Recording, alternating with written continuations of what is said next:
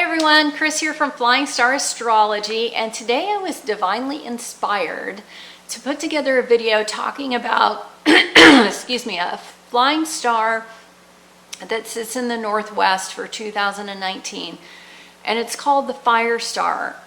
This star, when it sits in that particular direction, and I'm posting a photo here, so I've never done that before, so hopefully that shows up on this video when I post this video. That star, when it sits in the Northwest, is called Fire at Heaven's Gate.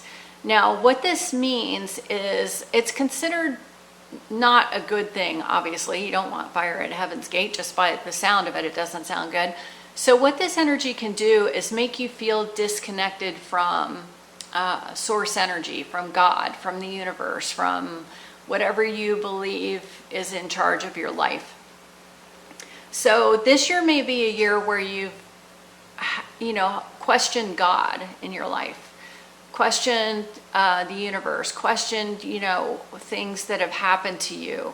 So it's one of those years where you say, why is this happening to me, God? That's the energy of this year. Now, it doesn't mean that God isn't listening. It doesn't mean the universe isn't listening. It's just that with that energy there, it makes it more difficult for you to feel like you're being heard. It can make it more difficult for you to feel connected to the universe, connected to source. That's just the energy of this year. And the Feng Shui remedy for that is, since it's sitting in a metal area, metal and fire clash. Fire is the star energy, metal is the direction energy. So the way to resolve that is to put something that is earth-based in the Northwest area of your home or office. So it could be ceramics, pottery, crystals. You want to be careful of crystals in the bedroom because they tend to have a lot of energy, so you don't want a lot of crystals in your bedroom.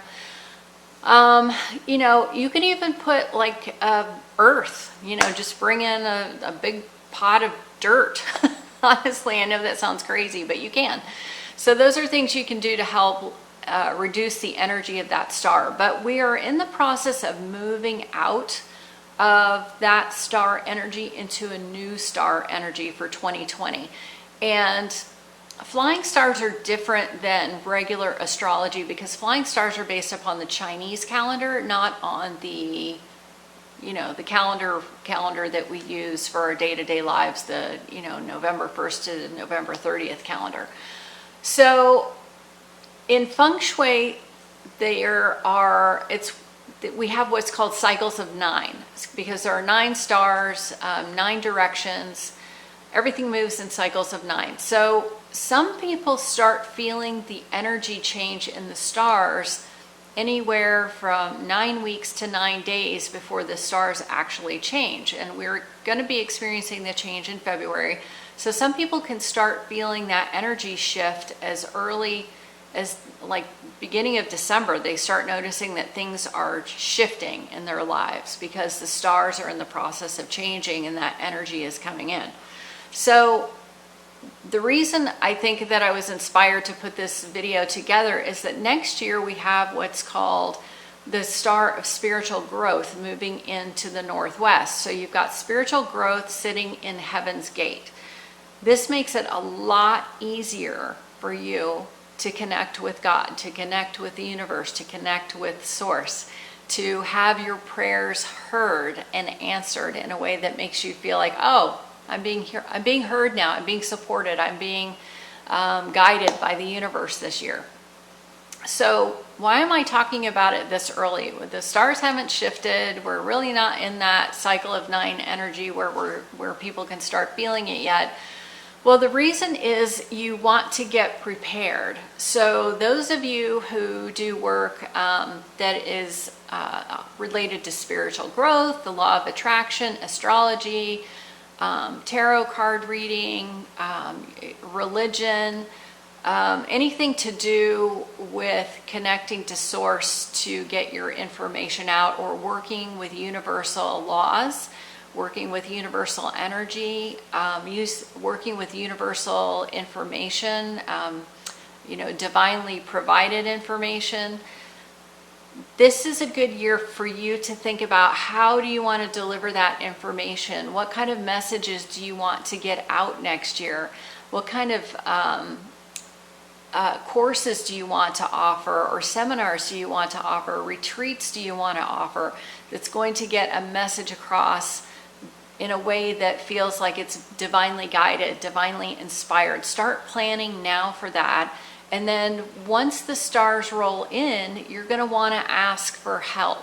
Why do you want to ask for help? Well, it's always a good idea to have, the wind at your back. But next year, you're going to not only feel, but feel like intuitively, but for those people who like get messages in their head, kind of like a dream, like you're like, oh, I feel like somebody's telling me to do this. Next year it's going to be even stronger if you make that connection. Now, not everybody wants to make that connection. I totally get it.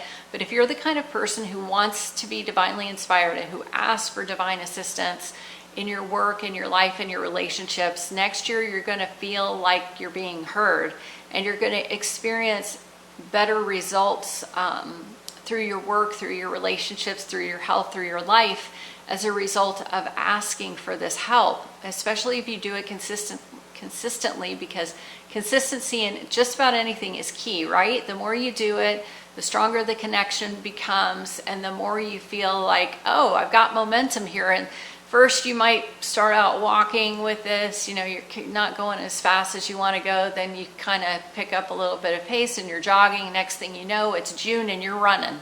You're running with this energy, you're being divinely inspired, you're getting you feel like you're being downloaded with information that makes you go, wow, this is so important, I need to get this message out. Now, if you are not in the spiritual realm, it doesn't matter. You still would want to ask for information for your area of expertise, for your relationships, for your health, anything that you need help with next year, anywhere where you want to see improvement next year. And who doesn't want to see improvement in all areas of their lives, right? But some of us have specific things that we're more drawn to than others.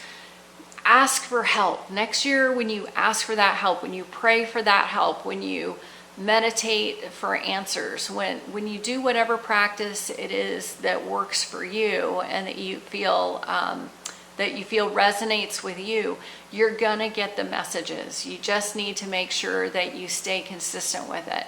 So I hope that's helpful. Somebody needed to hear this. I don't know who needed to hear this, but I woke up this morning and I kept hearing fire at Heaven's Gate, fire at Heaven's Gate. You got to make a video about fire at Heaven's Gate. So, and it is about fire at Heaven's Gate, but it's not, because the message was really about what's coming next year and how you can prepare for it. So I hope that you found that interesting. If you did and you like these videos, go ahead and hit subscribe. Then every time I make a video, which is pretty much once a day, you will get a notification, and if you hit the bell, and you'll be able to watch these videos on a daily basis. And if you liked it, definitely give a thumbs up. If you have any questions about this or any other videos, or even just feng shui in general, go ahead and post it down below and I will be happy to answer that for you. If there are any videos that you want to see about Flying Star Astrology and how it could affect you, or questions that you have about Flying Star Astrology, go ahead and ask them down below. And I will take a look at those as well. If you are not sure what your power directions are, because I talk about power directions in these videos from time to time, go ahead and go to my website. It's flyingstarastrology.com, and you can sign up there. Just fill in the email section, and I will automatically send you your power directions, and you can have those handy so that when I'm talking about the directions, you know how it relates to you and how it can affect you. So I will see you next time, and I hope you have a great rest of your weekend. Bye.